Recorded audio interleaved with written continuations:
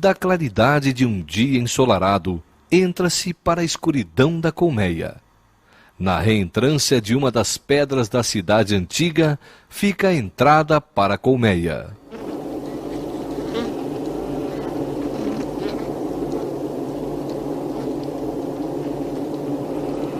As abelhas macho, chamadas zangões, vivem como minoria nesta comunidade.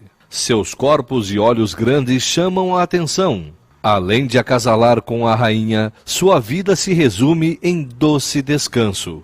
Acaba, no entanto, em tragédia. A mãe de todas as abelhas é a rainha. Entre a primavera e o outono, ela põe diariamente mais do que o seu próprio peso em ovos.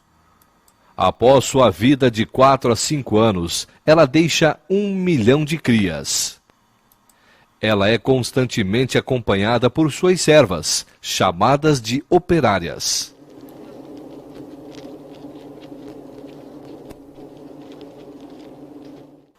Estas cuidam da rainha, alimentando-a e mantendo-a limpa. Antes de botar o ovo, a rainha, juntamente com suas servas, verifica se a célula está vazia e adequada para o ovo. Ao mesmo tempo, verifica com as patas anteriores o seu tamanho. Grandes berços são destinados para os zangões, pequenos berços para as operárias. Em 3 dias, a larva se transforma em pupa. A partir de agora, elas já recebem alimento. Disto se encarregam as abelhas cuja idade está entre 6 e 12 dias. Nestes primeiros 3 dias, as larvas são alimentadas com um suco alimentar produzido nas cabeças das operárias.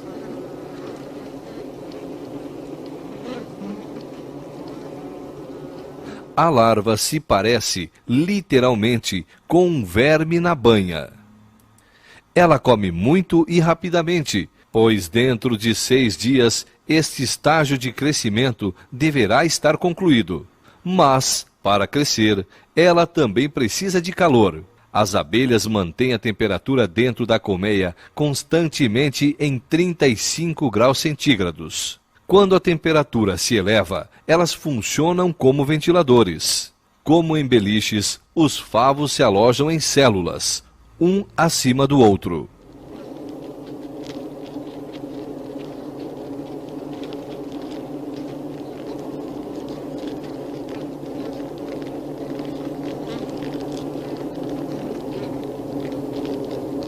No topo ficam os doces estoques de mel, e estes são vitalmente necessários, pois a partir do 4º dia, o alimento das larvas passa a ser mais substancioso. Ela passa a receber, além do suco alimentar, mel e pólen, rico em proteínas, que contém importantes matérias para o seu crescimento. Cada larva é alimentada entre 2.000 e 3.000 vezes durante os primeiros 6 dias. Não é surpreendente que ela cresça rapidamente e aumente seu tamanho corporal em 1000 vezes neste tempo.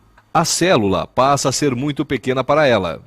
Durante esta fase, as operárias fecham as células com cera, que permite a passagem do ar.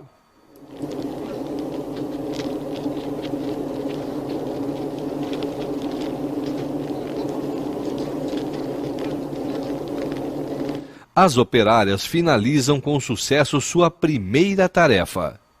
A partir de agora, a nova geração está por conta própria.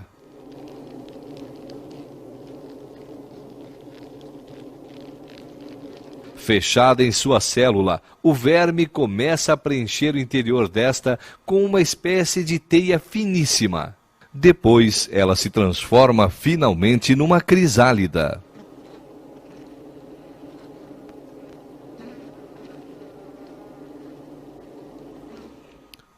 Agora já se podem perceber semelhanças com a abelha totalmente desenvolvida.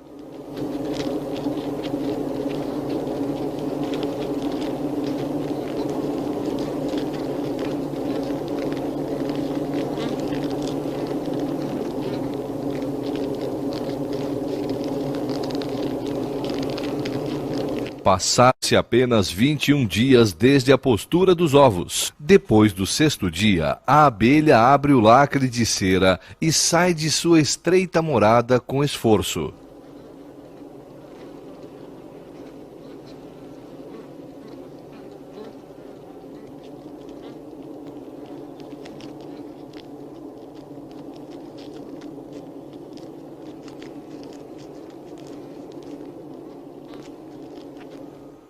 A primeira coisa que faz é se alimentar.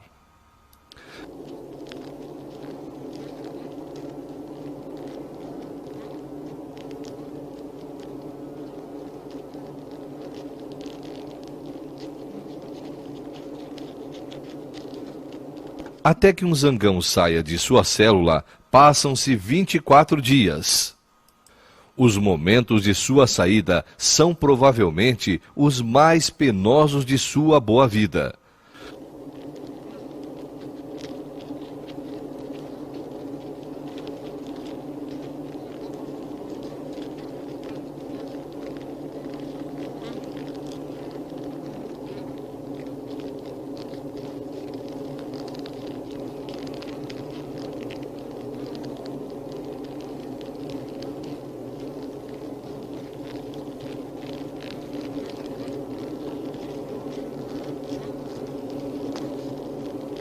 Logo, ele o consegue. Esta operária, recém-saída da célula, seca suas asas. Tudo o que contém açúcar serve de alimento para as abelhas. As larvas e crisálidas que não se desenvolveram são absorvidas. E suas carcaças são levadas para fora da colmeia. O mesmo é feito com as abelhas velhas que morrem no interior da colmeia. A higiene é muito valorizada na colmeia, a fim de evitar doenças.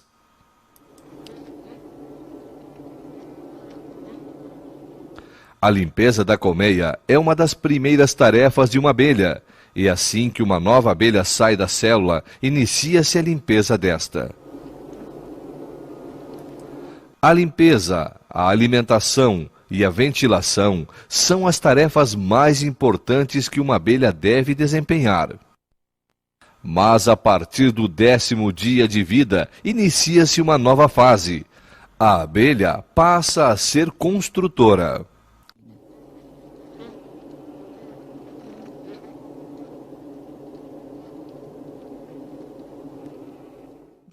As abelhas constroem seus favos a partir do teto da colmeia, em direção descendente.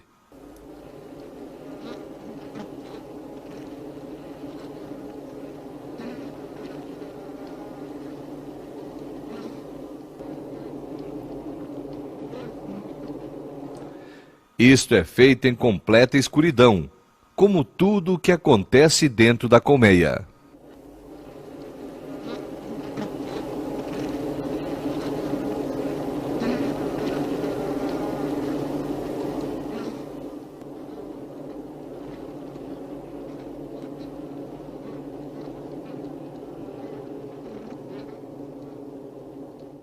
A cor dos favos é, no início, ainda quase branca.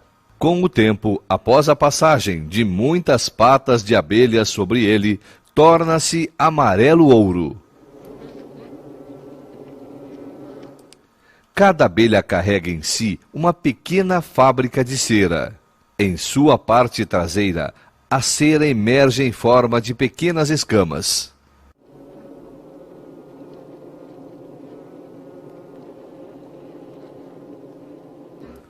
A abelha retira-as, então, de entre as dobras de sua pele com as patas traseiras e coloca-as sobre seu abdômen.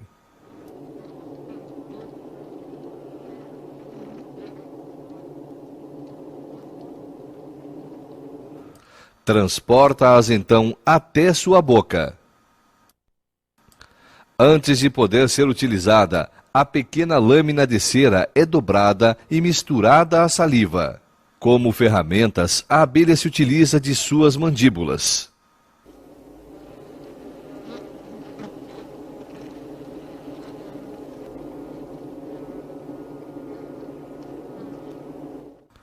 A temperatura ideal para se trabalhar a cera fica em torno de 35 graus centígrados. Se a temperatura se eleva, a cera fica disforme ou derrete. Então é preciso trazer água e fazê-la evaporar. Desta forma, a temperatura ambiente é diminuída. Mas não se constrói apenas com cera. Os membros de uma colônia também se transformam em materiais de construção.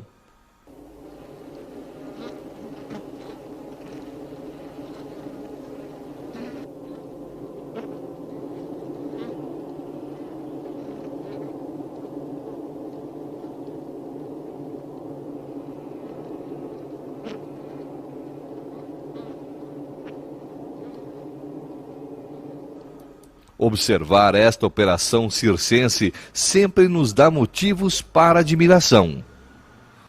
Cada célula mede precisamente de parede a parede 5,2 milímetros. Através do formato sextavado, o espaço dentro da colmeia é melhor utilizado. A direção na qual os favos são paralelamente construídos, mesmo em colmeias redondas, acompanha as abelhas em cada nova moradia. Como experiência, ofereceu-se a esta colônia um barril de madeira como moradia. A seta sobre o vidro aponta para o norte. Será que as duas faixas de metal que prendem o barril vão influenciar o senso de direção das abelhas? Pois elas dependem do magnetismo da Terra e a bússola o comprova. Após 4 semanas, as abelhas construíram seus favos. É surpreendente. As duas faixas de ferro foram suficientes para perturbá-las totalmente. Mas voltemos à nossa colônia. Impacientemente as abelhas esforçam-se para entrar na colmeia, para se libertarem da carga que trazem, o néctar. Como uma corrente, ele é passado de abelha a abelha.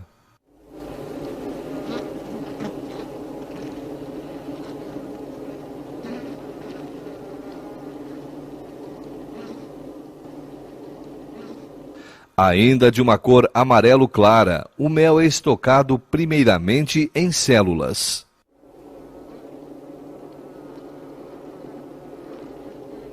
Mas não apenas mel é repassado pelas abelhas umas às outras. São repassados também elementos que demonstram que estas abelhas pertencem a esta colmeia. Quando a umidade do mel cai em 20%, todo o procedimento é reiniciado. Como um aspirador de pó, a abelha limpa a célula.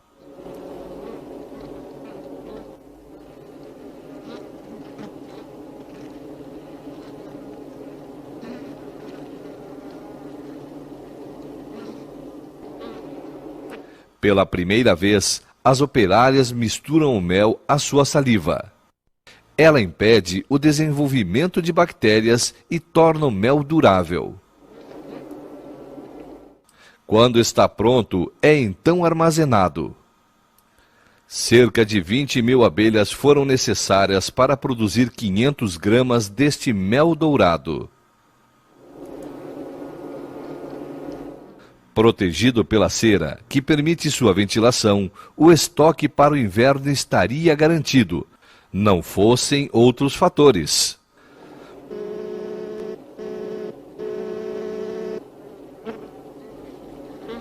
Já o homem da Idade da Pedra costumava apropriar-se do doce produto do trabalho árduo das abelhas, e até hoje ele é tido como um alimento precioso.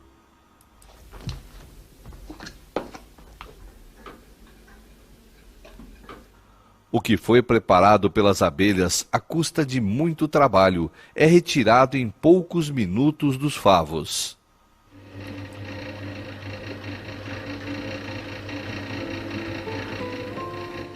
Este jarro de barro egípcio, da época dos faraós, mostra que as abelhas são mantidas pelo homem há muito tempo.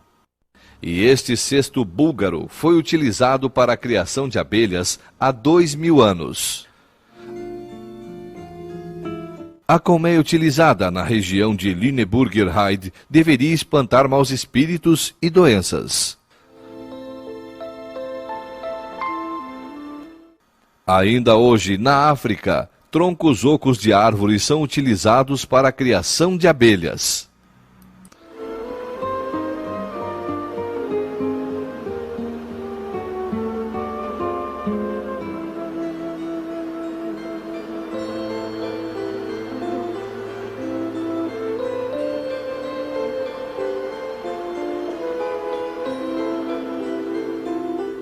Nas regiões altas da Bavária, colocava-se a colmeia na varanda das casas dos agricultores. A apicultura com a utilização de cestos ainda é mantida hoje na Lüneburger Heide. Não importa quais ou de qual material sejam as colmeias, a rígida divisão de tarefas entre as abelhas é a mesma em todos os lugares. A partir do 18º dia, a abelha tem a função de vigiar e controlar a entrada das outras abelhas, que voltam com o néctar.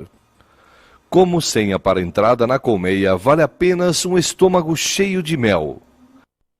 Zangões estrangeiros, no entanto, sempre têm passagem garantida. Apesar de vigiarem, algumas vespas que roubam mel conseguem chegar aos favos. Mas mesmo dentro da colmeia funcionam os serviços de defesa. Cada ladrão deve pagar pelo roubo com a sua vida.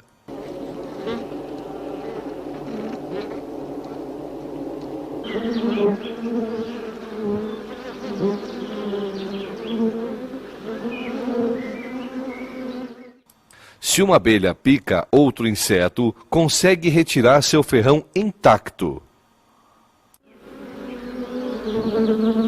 O contrário acontece quando, por necessidade, ela pica um ser humano ou outro mamífero. O ferrão, por causa do seu formato, fica preso na pele elástica e, desta forma, a abelha, querendo sair, deixa atrás de si todo o aparelho ferroador. Assim, ela mesma se sentenciou à morte. A arma deixada no local da picada continua agindo, já que o nervo foi deixado também. Ele empurra o ferrão cada vez mais para dentro da pele da vítima. O veneno é injetado através da ferida.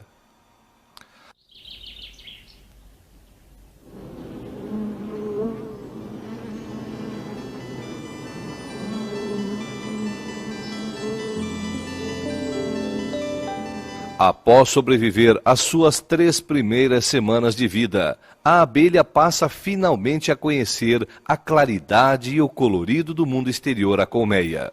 Ela passa a ser, então, coletora. As cerca de 6.000 a 7.000 abelhas de uma colmeia de médio porte realizam por volta de 50.000 voos diários e visitam entre 2 e 5 milhões de flores. Tais campos que se assemelham a tapetes cobertos de flores já quase desapareceram do nosso meio. A variedade de flores foi substituída pela plantação de alimentos de rápido crescimento. Com eles, desenvolveram-se outros insetos, e as abelhas têm dificuldades em encontrar flores suficientes com néctar e pólen.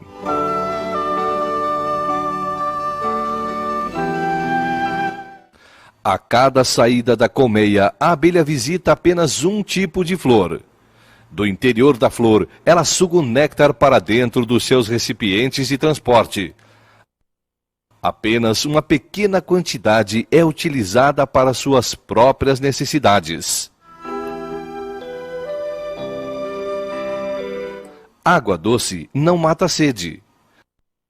Para beber, para o resfriamento da colmeia, e principalmente para a manutenção da umidade das crias, As abelhas recolhem cerca de 200 gramas de água diariamente.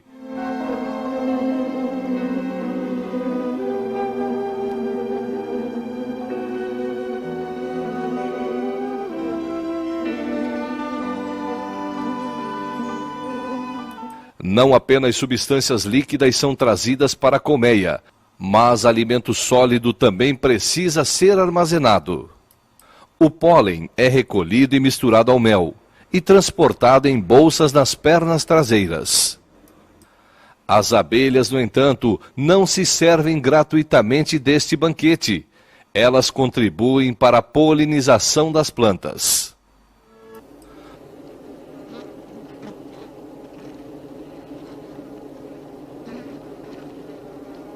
Voltando à colmeia e à escuridão, a abelha encontra uma célula vazia e lá coloca todo o pólen que trouxe consigo. A abelha coletora deixa, então, o trabalho de preparo do pólen aos cuidados de uma colega mais nova.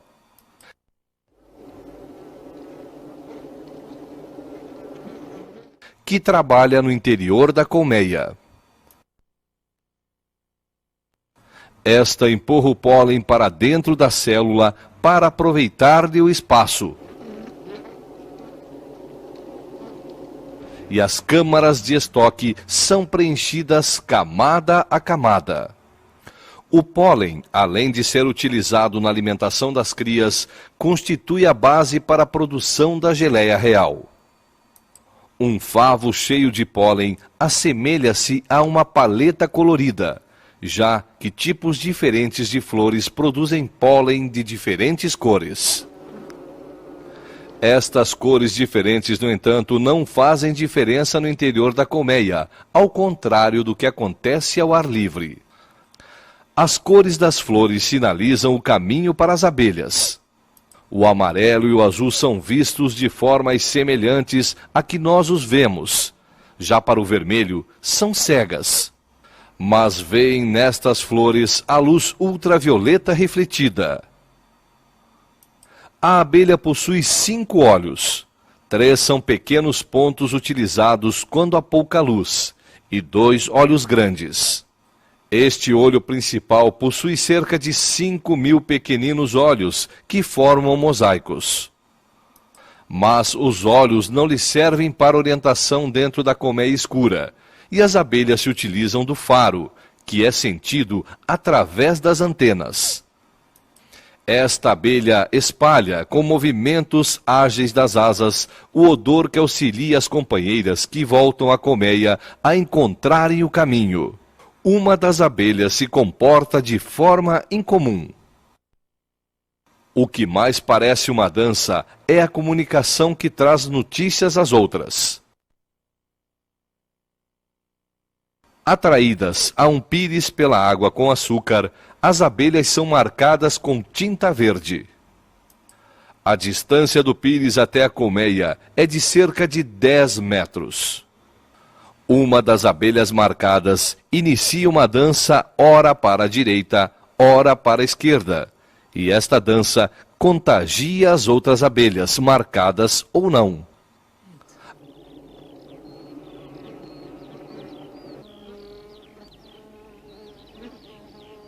As abelhas que ainda não haviam sido marcadas recebem agora um pontinho de tinta amarela. O que se passa é a chamada dança rotativa.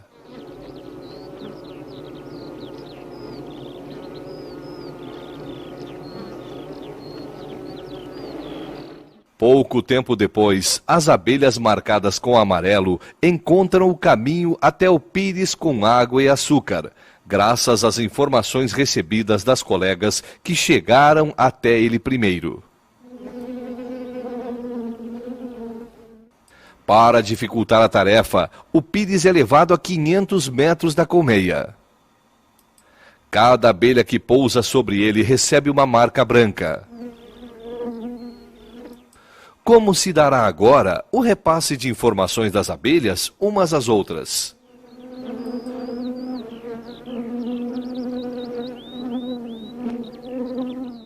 O aroma e o sabor do alimento deixam as abelhas curiosas, mas a que distância e em que direção fica sua fonte? Quem compreende a linguagem das abelhas recebe as informações por meio de dança. A abelha relatora movimenta sua cauda sempre na mesma direção, o que se assemelha à agulha de uma bússola. O número de vezes e duração de tempo com que balança sua cauda indica a distância a que se encontra o alimento da colmeia. Não só as flores coloridas oferecem alimento. Este também se apresenta nas florestas. Em meio às árvores de agulhas, o mel é produzido a partir da seiva das folhas e dos ramos. Pequenos insetos que se alimentam desta seiva são mantidos e cuidados por formigas. Para suprirem suas necessidades, estes insetos precisam absorver uma grande quantidade de seiva, e o excesso é excretado e serve para as formigas como alimento. Quando as formigas não são rápidas o suficiente para recolher este líquido, ele cai em gotas sobre os ramos e as agulhas, e estas são recolhidas pelas abelhas. Quando formigas vermelhas do bosque entram em uma colmeia, tornam-se ladras perigosas.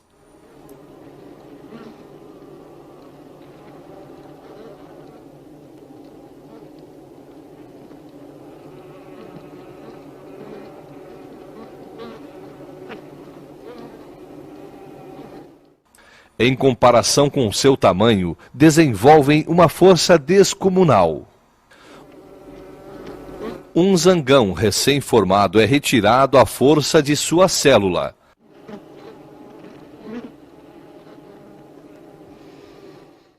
A vítima é então transportada para fora da colmeia e levada ao formigueiro.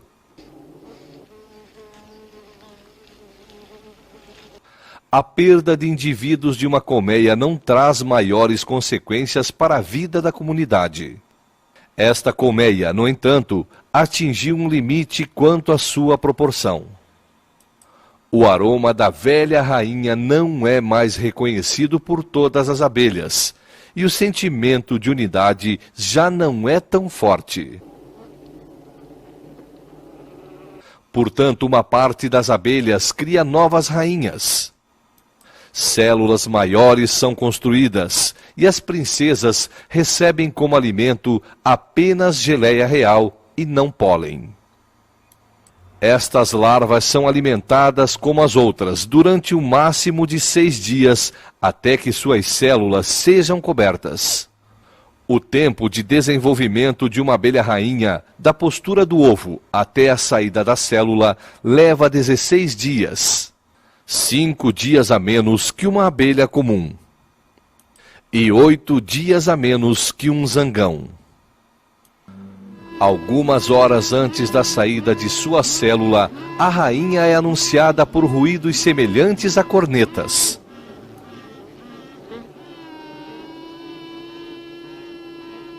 As operárias auxiliam o nascimento, que também tem seu tempo, mesmo em meio à impaciência geral. A rainha então encontra as células de suas irmãs princesas e mata uma a uma a ferroadas.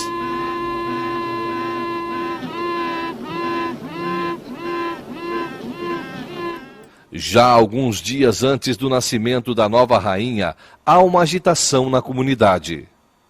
Cerca de metade das abelhas abandonam a colmeia seguindo a velha rainha e levando consigo o mel que conseguem carregar. O enxame voa até não muito longe e ajunta-se. Enquanto o grupo aguarda, algumas abelhas buscam um local adequado para construir uma nova colmeia. Voltam, então, e tentam convencer as companheiras a segui-las até lá. Podem-se passar dias até que entrem num consenso.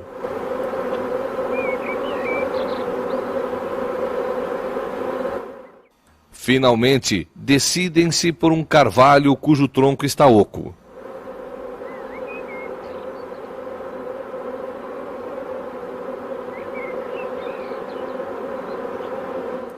Ao entrar na nova morada, a rainha é alimentada mais uma vez, e as operárias se encarregam da construção, primeiramente de células para a estocagem de alimento e para a reprodução.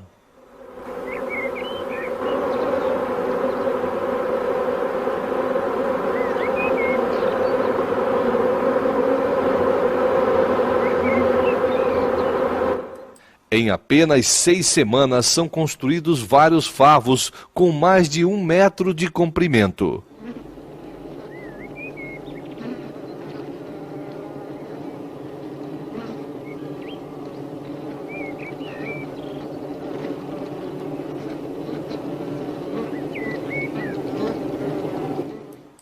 Retornamos agora à jovem rainha. Adiante de si, ela tem agora o voo matrimonial. Ela realiza curtos passeios de reconhecimento pelas redondezas. O acasalamento acontecerá durante o voo, em lugares específicos onde os zangões se encontram. A fim de localizar os zangões, uma rainha pronta para acasalar teve que ser conduzida por meio de balões coloridos. Assim que o local é encontrado, centenas de zangões arremessam-se sobre a rainha.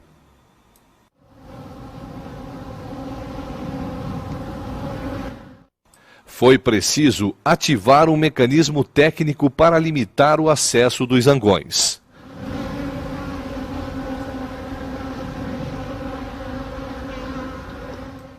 A abelha rainha acasala-se com vários zangões.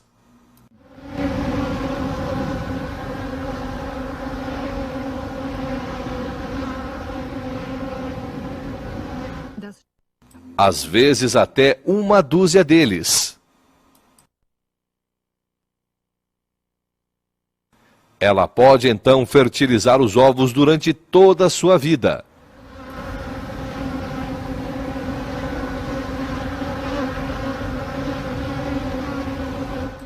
Após o acasalamento, o zangão cumpriu a missão de sua vida. Ele cai e morre.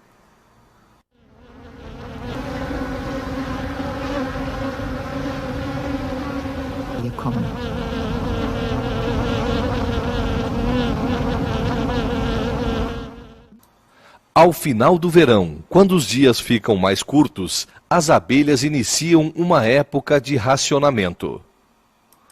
Os zangões que não participaram do acasalamento e que eram até então alimentados pelas abelhas, são agora mortos ou expulsos por elas. Estes não podem se defender, pois não possuem ferrões.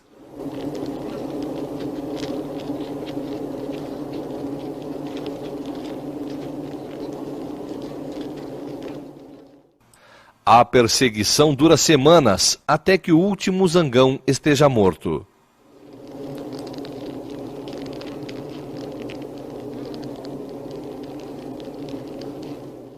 Com o outono vêm as noites mais frias e algumas abelhas acumulam resina de várias árvores.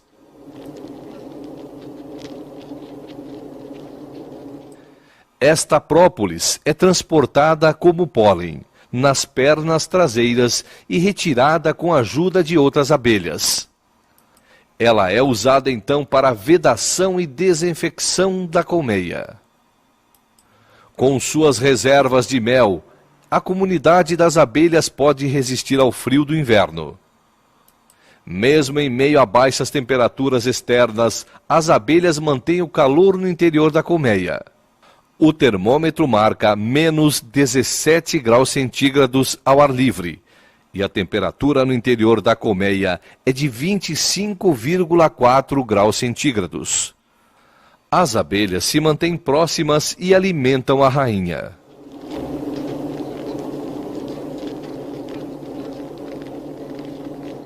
Apenas após o inverno, as operárias vão reiniciar o trabalho da construção das células para as larvas e a alimentação destas. Numa comunidade de abelhas, a vida de cada uma é voltada à de todas as outras. Como indivíduos, as abelhas melíferas não podem sobreviver. Cada uma precisa trabalhar para garantir o ciclo da vida. E que na primavera a cidade de mel e cera esteja repleta de vida outra vez.